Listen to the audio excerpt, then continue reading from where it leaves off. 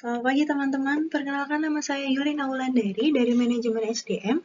Pada kesempatan kali ini, saya akan membahas dan mempresentasikan mengenai HRM di Amerika Serikat bagian 2 dalam pertemuan 18. Oke, materi yang akan kita bahas hari ini ada 3 teman-teman. Yang pertama adalah pengertian dari HRM itu sendiri, kemudian manfaat dari HRM, lalu HRM di Amerika Serikat. Mari kita bahas untuk yang materi yang pertama. Nah, pengertian HRM itu apa sih teman-teman?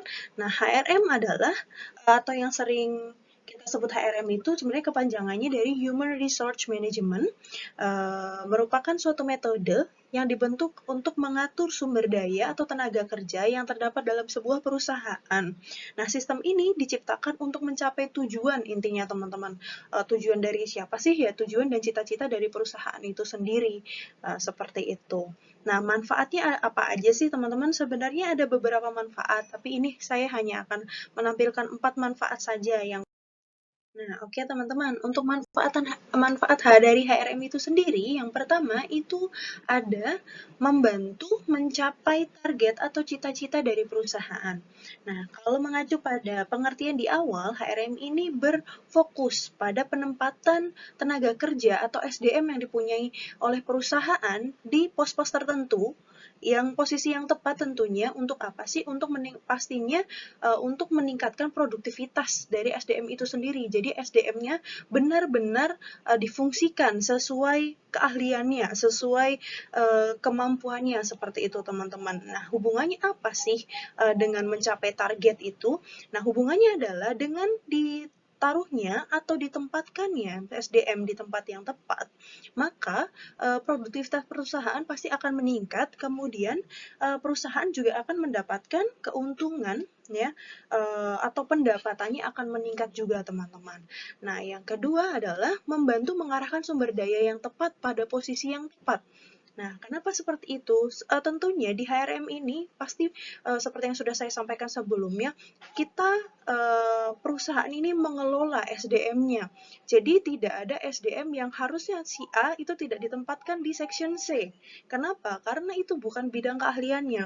Nah, jika dipaksakan si A ditempatkan di section C, maka yang akan terjadi adalah kinerja dari si A ini terlihat buruk. Padahal bukan karena kinerjanya buruk, tapi karena penempatannya saja yang salah, teman-teman. Nah, yang ketiga, memperoleh pemanfaatan waktu dan pekerjaan yang lebih maksimal serta optimal. Nah, gitu. Nah, ketika seseorang sudah menguasai bidang pekerjaannya atau job desk-nya, dia pasti akan lebih cepat ketika menyelesaikan ada tugas-tugas tertentu akan lebih cepat selesai. Nah, namun kebalikannya hasilnya jika seseorang itu ditempatkan di tempat yang tidak semestinya, maka yang akan terjadi adalah target pekerjaannya itu pasti akan terbengkalai. Jadi dia harusnya menyelesaikan dalam waktu 8 jam, dia bisa menyelesaikan dalam waktu 16 jam gitu. Jadi 2 hari kerja baru bisa selesai pekerjaannya. Nah, itu pasti kan menghambat. Menghambat siapa? Menghambat dirinya sendiri dan juga menghambat teman-teman rekan setimnya dan atau bahkan jika pekerjaan tersebut berhubungan dengan divisi lain, itu juga akan menghambat divisi lain. Seperti itu, teman-teman. Kemudian yang keempat adalah mempermudah pembekalan yang diperlukan termasuk pemberian pelatihan sesuai minat dan bakat. Nah, jadi ketika SDM dalam perusahaan itu ditempatkan di tempat yang sesuai, kita akan lebih mudah, perusahaan akan lebih mudah untuk mengkotak-kotakan dia ini butuh training apa sih gitu. Jadi SDM ini butuh training apa untuk meningkatkan kemampuannya gitu. Contohnya adalah teman-teman yang ditempatkan di back office ya, jadi di kantor bukan di bagian operasional itu biasanya lebih bersinggungan ke dalam administrasi perusahaan atau rekap-rekap data perusahaan. Nah, ini manajemen bisa melihat, oh jika back office kayaknya perlu deh training untuk pemaksimalan dalam pengolahan administrasi, mungkin dengan sistem baru, mungkin dengan aplikasi baru, atau mungkin dengan hal-hal baru yang lainnya yang bisa mempermudah pekerjaannya ya. Contohnya yang saya alami adalah sekarang sedang digalangkan untuk pemanfaatan Excel makro. Jadi kalau biasanya kita hanya pakai Excel biasa yang menggunakan rumus-rumus, nah kalau makro ini lebih ke menggunakan rumus, tapi bentuk rumusnya ini berbeda dan lebih rumit, namun hasil kerjanya lebih singkat. Jadi rumit di awal, tapi lebih mudah. Jadi kita ketik rumusnya semuanya sampai bawah, kemudian tinggal kita run, dan semuanya Excel ini akan bekerja secara mandiri selama rumus kita benar. Seperti itu contohnya, teman-teman. Nah, oke. Nah, kita akan membahas kemudian HRM di Amerika Serikat.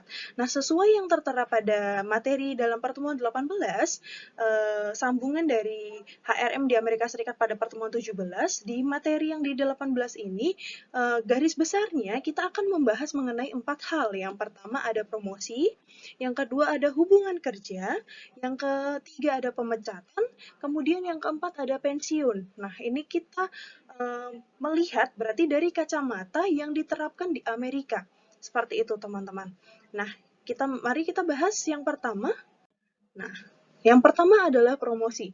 Nah, di perusahaan Amerika sendiri, promosi hanya dilakukan ketika ada pembukaan di pos daripada dilakukan secara berkala. Ketika itu terjadi, ya, itu lebih umum mencoba untuk mengisi pos yang ada daripada mengambil dari luar. Seperti itu, teman-teman. Jadi, SDM ketika dia memang perform, ketika dia bagus, ada lowongan baru di perusahaan tersebut, contoh menjadi manajer. Dia dari supervisor kemudian ada lowongan dari manajer bagian tertentu. Nah, maka supervisor yang ada di dalam perusahaan yang bagus akan ditarik ya oleh kepala divisinya. Kenapa seperti itu? Pada umumnya kalau kecenderungannya di Amerika, kepala divisi akan mengambil SDM-SDM yang memang kinerjanya bagus. Tujuannya untuk apa? Tujuannya menghindari orang tersebut atau SDM tersebut diambil oleh perusahaan lain. Jadi lebih kepada mengkeep SDM yang ada. Gitu. Dengan cara apa sih? Dengan cara mempromosikan. Ketika dipromosikan gajinya naik, kesejahteraannya yang dirasakan oleh SDM tersebut karena reward yang dirasakan itu pasti lebih impact-nya lebih terkena. Oh iya, saya dihargai, pekerjaan saya yang baik ini di perusahaan ini dihargai dan saya dipromosikan. Seperti itu. Jadi tidak depend on siapa sih yang lebih lama. Gitu. Jadi lebih ke siapa skillnya yang lebih bagus. Seperti itu, teman-teman.